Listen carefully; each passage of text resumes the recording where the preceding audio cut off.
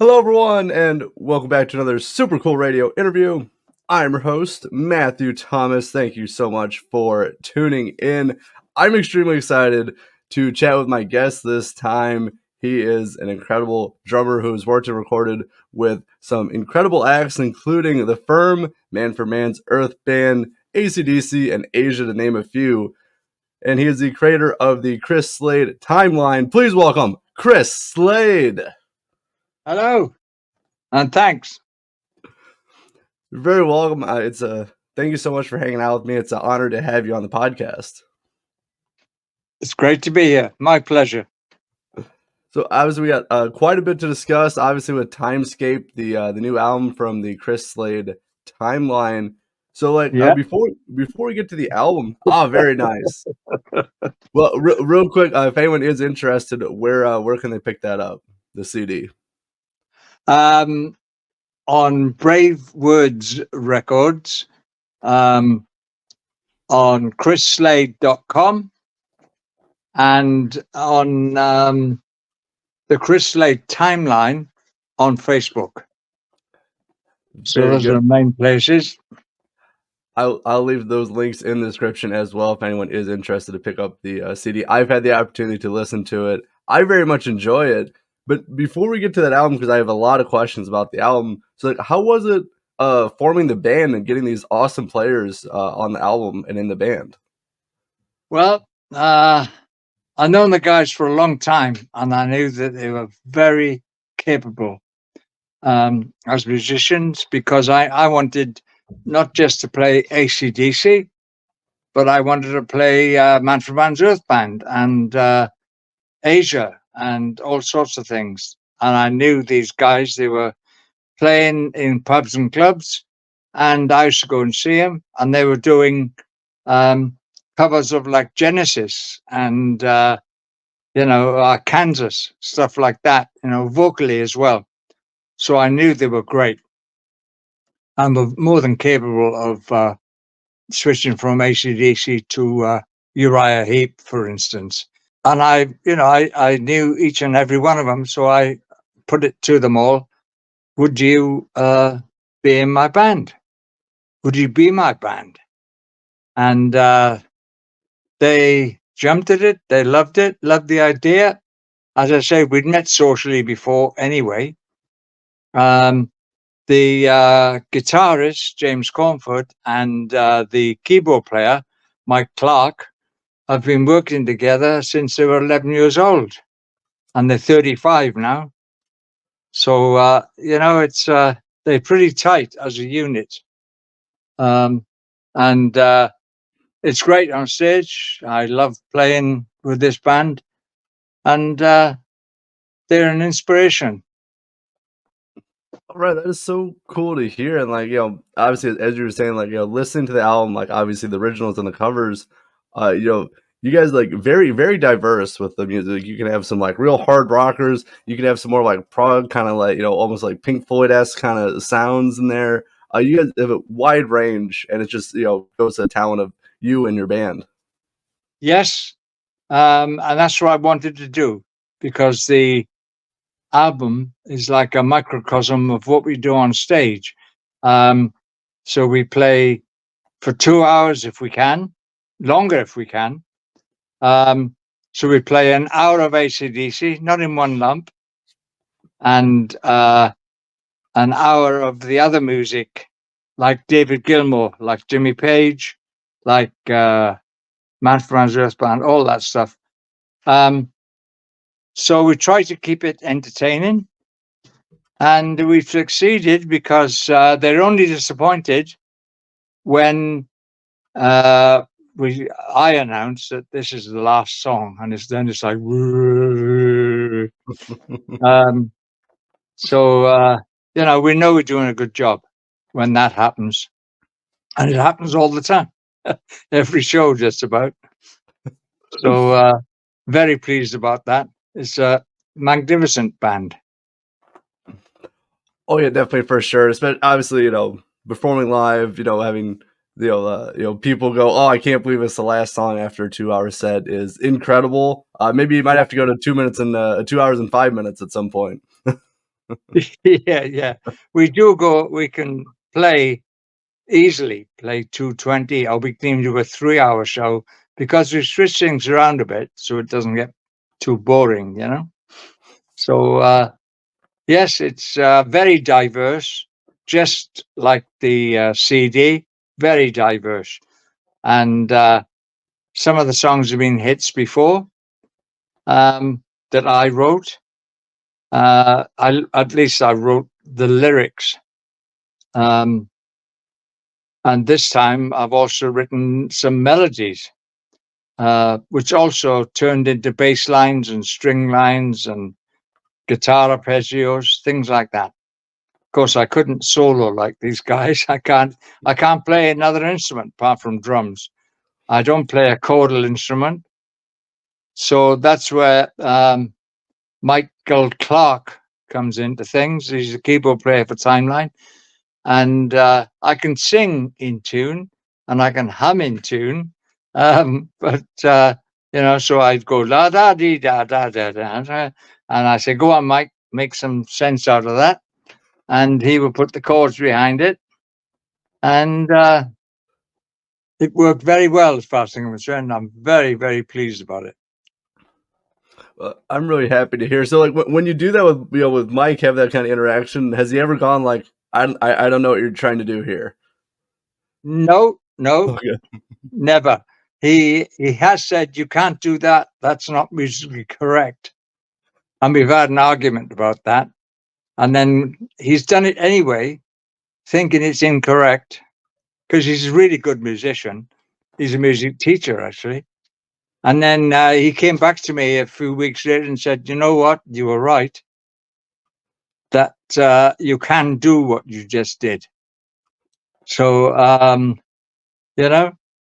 I was very pleased that he told me that, because his musical training, told him that he shouldn't be doing it. But it sounded right to me. And then he found out it was correct. It's very strange, but I'm glad of that. It's like when I was in Manfred Mann's Earth Band in the 70s. Manfred studied the theory of music, and he thought at one time, he said, he actually wrote a letter to the author of this textbook, which is all around the world, and said, "Isn't this wrong? What you've just written and you're teaching it in your book, isn't it wrong? I think it's wrong." And the guy came back to him and said, "Yes, you are correct. It is wrong. It's just, it sort of, it's debatable whether it's right or wrong." So, as a young teenager, he wrote to the author of the textbook on musical theory and said, "You're wrong." Well, that is so cool. And for the textbook person to go, yeah, it's debatable that this could be wrong. Like that's crazy. Like to hear, especially at such a young age to do that. Yeah. He was really good, Manfred, like that. He knew his stuff, same as Mike does. Oh yeah, for sure. So I'm curious. So like, can you give a detail like what you and Mike were, what the kind of music setup that you and Mike were arguing about? I can't remember, to be very honest. Okay. It was probably on Time Flies, but I don't know what part. I can't remember now, because I wrote all the parts on that, except for the guitar solos, of course, and anything that was on keyboards. But I wrote every single note on that, so I'm very proud of that. And then I sang it because the guy said, "Oh, this is your song." We have two singers in Timeline. One does the AC/DC stuff, and one does the other stuff, the Gilmores and the Earth bands. And they all decided, the whole band said, "This is you, Slade. You should sing this. It's your song." Because I always demo my songs so that one of the guys can learn it. You know, we all sing, and James and Bun both sing on "Back with a Vengeance," for instance. So it's the both of them singing that, and we all do vocal backing. And I was, even writing harmonies, and I love harmony clash. You know, I love it when it doesn't sound quite right. I love that sort of thing. So I try to incorporate that as much as I can. As you mentioned, you have lead vocals on one of the songs on Timescape. Is this your first time, first recording of you on lead vocals?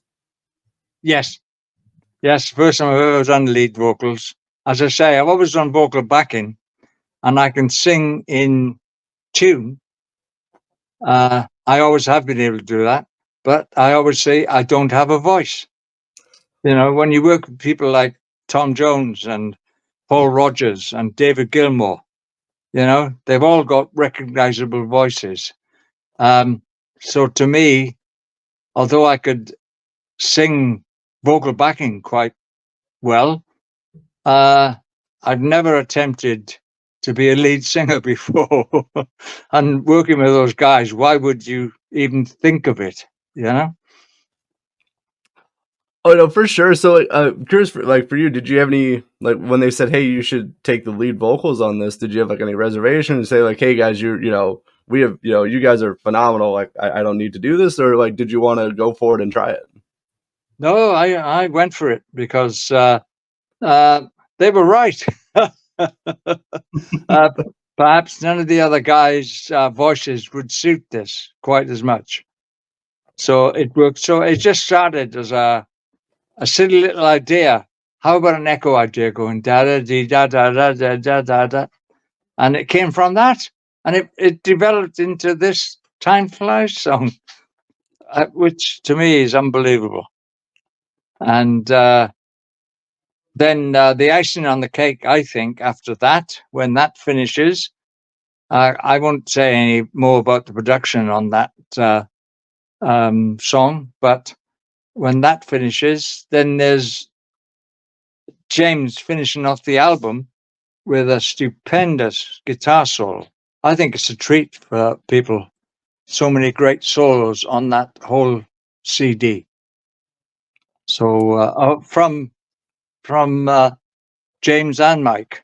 It is, as I said, I've had the opportunity to listen to the album, and I really like, especially the both CDs. Like, they're just so cool. Like, they're just, as I said, very diverse, and it's really just, you got to listen to like everything. I really like how you did you like pick the order for the song listing for the album?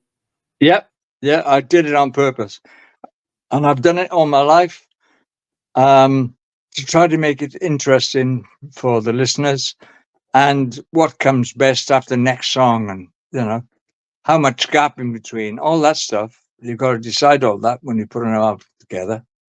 You can't just leave it to the technicians, to the engineers. You've got to do it yourself. Oh, that's 5 seconds too long. Oh, okay. You've got to do that sort of thing to get it absolutely how you want it. And very, very pleased with the result.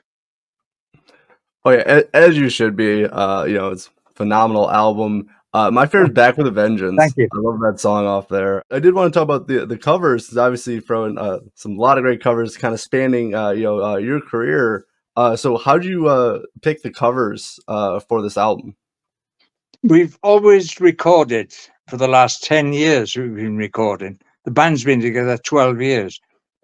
We've been recording for at least 10 years, but always covers, never originals. So these are the ones we had mixed and ready to go.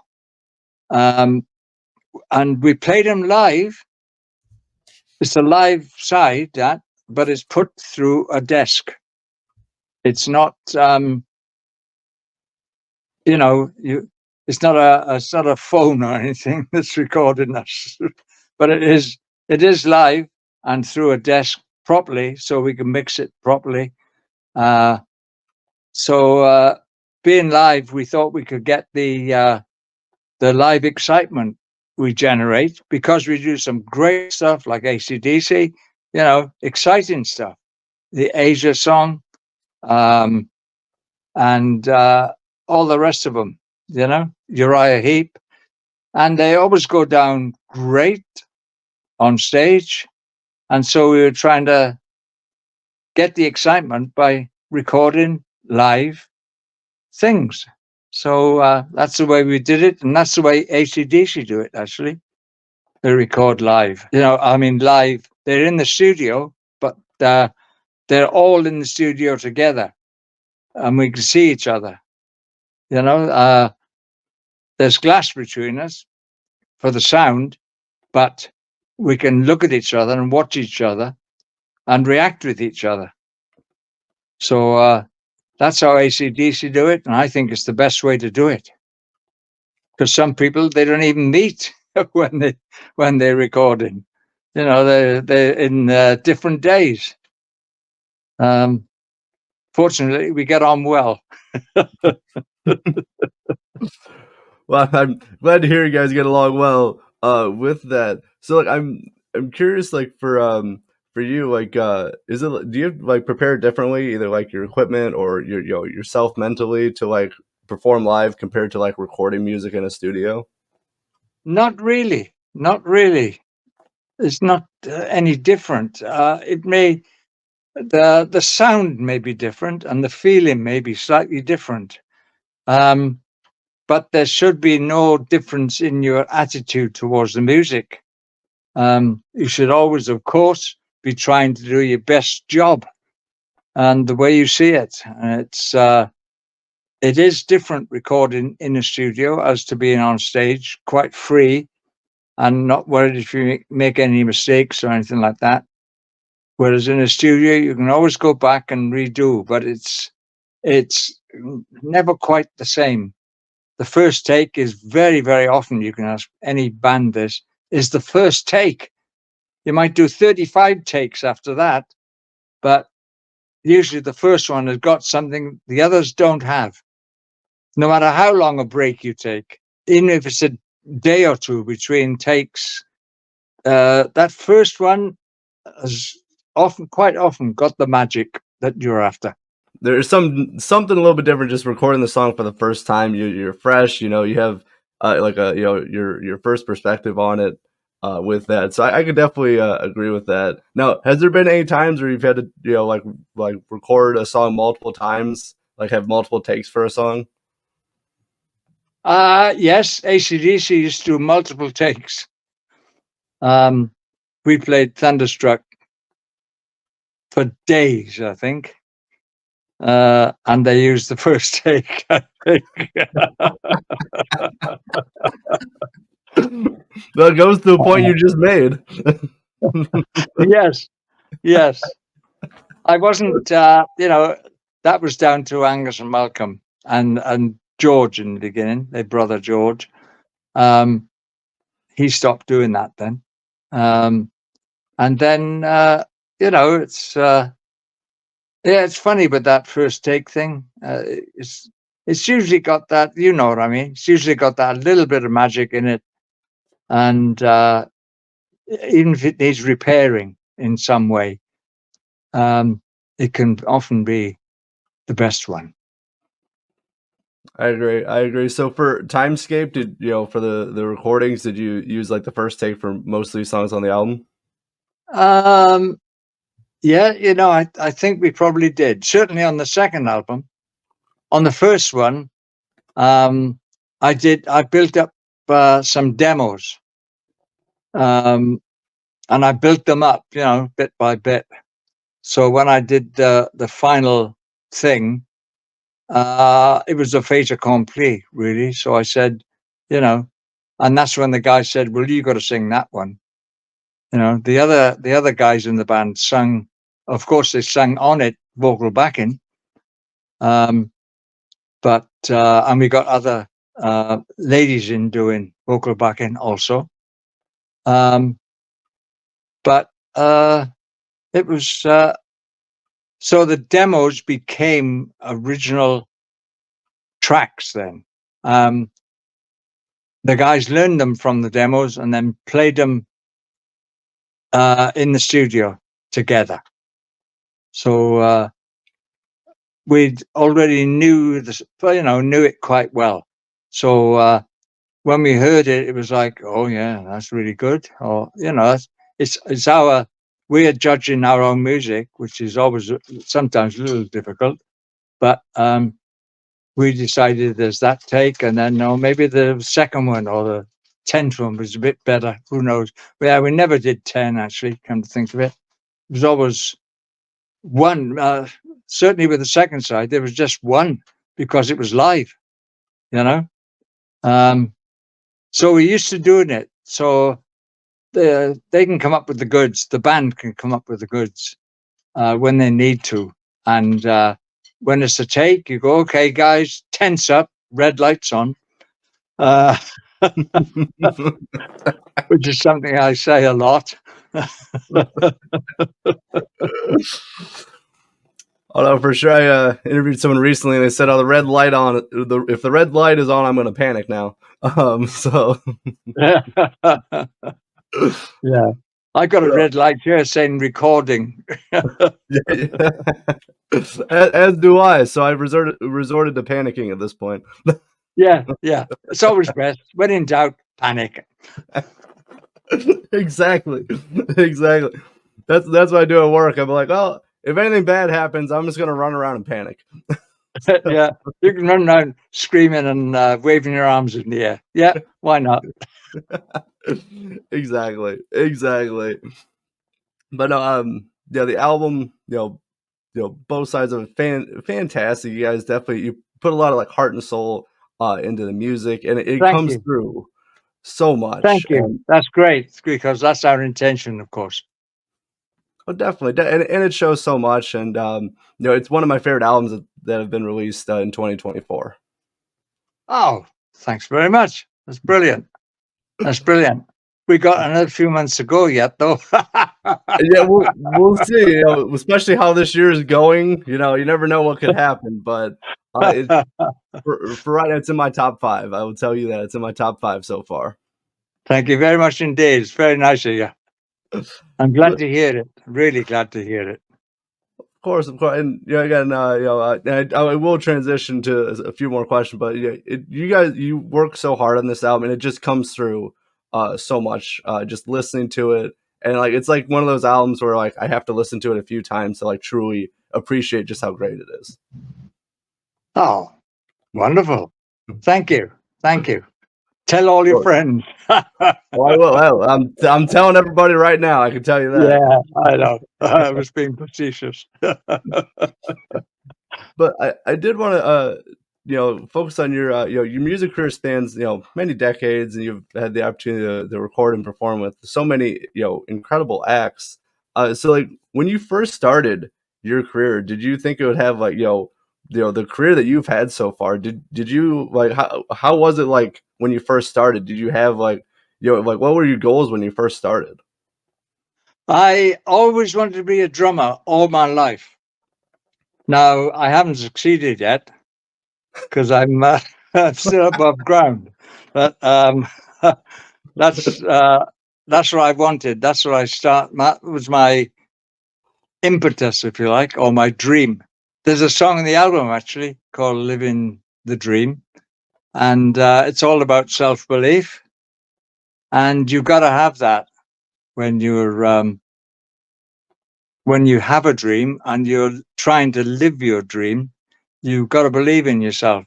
Otherwise, you'll never get there. You'll always be whatever. Even if you're working for somebody, I've worked for a lot of people in my life, and I'm very pleased that I did. But you got to have that self-belief, and there's plenty of people going to tell you that you're no good, you're useless, you're a terrible actor, you're an awful guitarist. You don't wear the right clothes, you don't sing the right songs. You just got to stick to your guns, and it'll pay off in the end. If you're any good and it's any good, it will pay off. Oh, for sure, and I 100% agree with that. I've had people tell me that, like, you're not good at at being an interviewer, or you should just focus on something else. You should don't quit your day job. Do all that stuff. So Yep. I 100% agree with you. You gotta have confidence in yourself. Yes, absolutely. And that song is all Living the Dream song is all about that. Tom Jones in the 60s, at 23 years old, he was told he was too old to make it now. 23. And, it's because, like they said, Herman's Hermits are coming up the charts now, and they're much younger than you. He was 23 years old. But he didn't listen to him, of course. You've got that inner voice going, don't listen to him, don't listen to him. If you've got that voice, listen to it. Oh yeah, for sure. Especially at at age 23, so telling you're not going to make it. I'm shocked to hear that, but I believe it. I definitely believe it, and obviously, well, they were wrong, as we know. Yeah, well, Tom is 88 or something. He's still singing and still bringing out albums. He's still rocking. He's still delivering. Yep, he is. I did. Okay, so I saw this recently, come up on my news feed. So I'm curious for you. Is this true that Elvis offered you a gig? Yes, very true. In the 60s again, late 60s, he and Tom were big friends. It was a mutual admiration society, I think. I'm sure it was. And he came to see Tom, came to see us quite a few times, about at least 3 times. And the second time he came was in Las Vegas, and we were doing a show at the Flamingo there for a month, and he threw a party for us and Tom after one of our shows. And so we went to his apartment, and it was just Elvis and the Memphis Mafia and the Squires, and Tom, of course, Tom and the Squires. And that was the party. I don't think Elvis was even drinking at that time. Never mind taking drugs. Tom and we have never taken drugs in our lives. Done plenty of booze, but not drugs. It's not in our upbringing, So at a few days after this party, he asked me to be his drummer. This is about 60, I'm guessing 68, something like that. And it was going to be a month in Vegas. And I thought, that's a great opportunity. How amazing. So I talked to Joe Esposito, who was Elvis's right-hand man, and I kept in touch with him.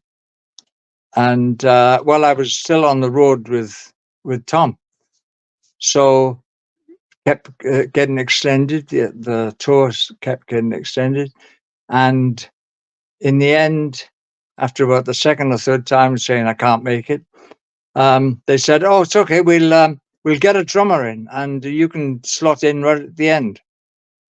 In fact, we're thinking of using 2 drummers. So the drummer they got in was Ronnie Tutt. Now, I'm pretty sure he didn't know anything about this, Ronnie. So it was going to be me and Ronnie Tutt behind Elvis, which would have been incredible because Ronnie's a great player.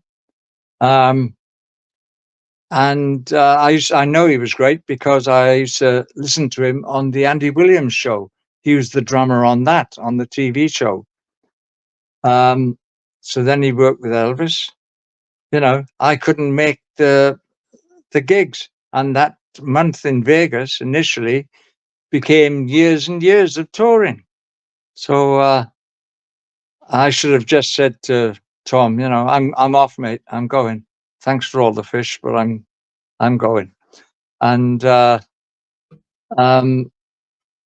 it's like it's the biggest regret of my professional career was having to say no to Elvis.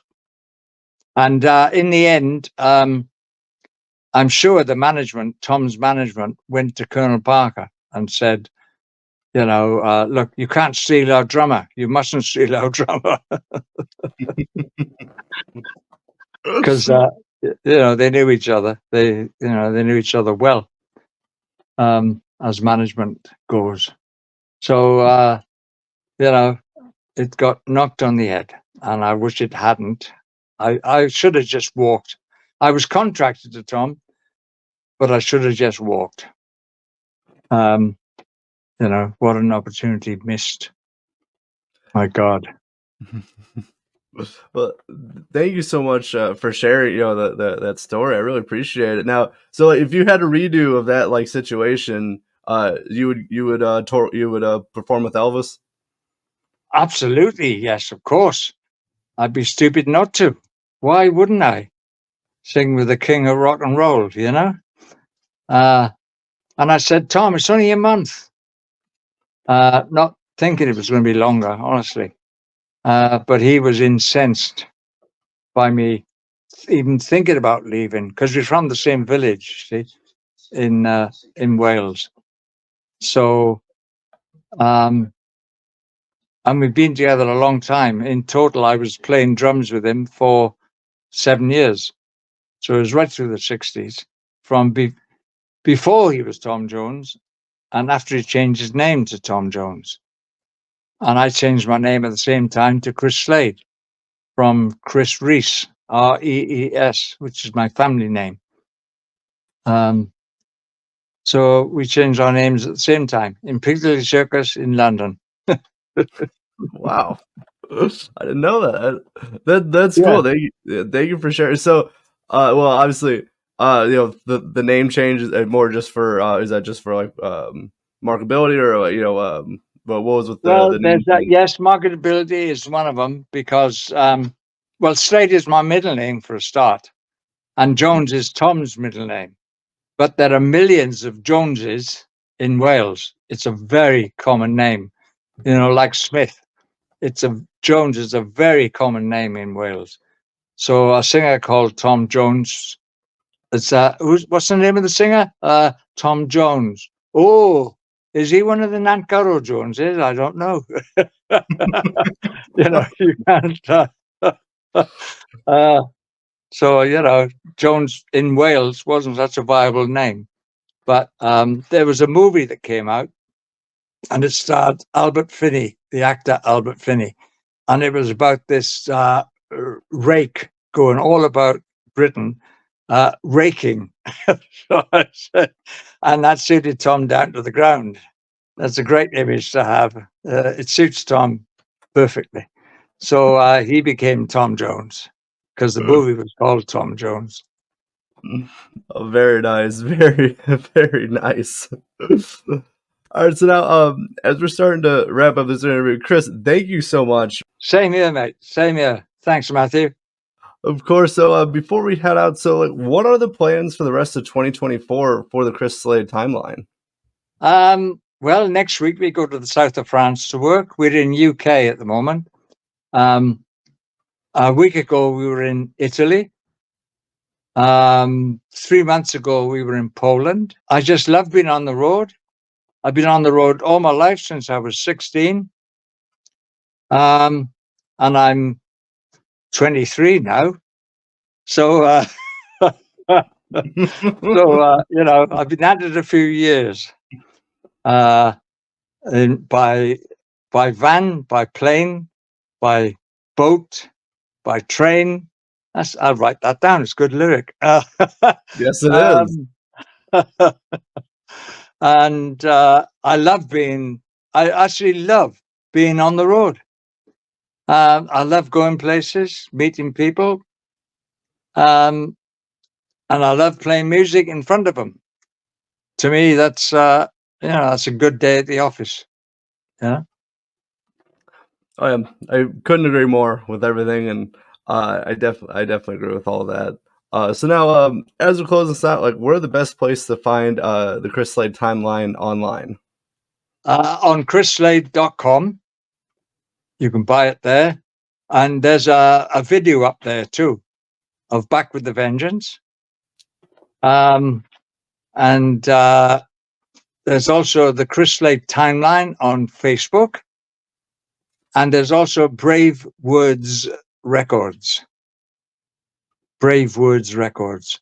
They stream, and you can buy everything there as far as I know. So those are the three places. And I'd love to see all you people there. Well, right on. As I said, there will be some links for the Chris Slade Timeline in the description of this podcast. Chris, thank you so much for chatting with me, and I really appreciate your time. Thank you, Matthew. I've enjoyed it too. Thanks very much indeed. For sure, for sure. For Chris Slade, I'm your host always, Matthew Thomas. Thank you so much for watching this episode of Super Cool Radio. And remember, stay frosty.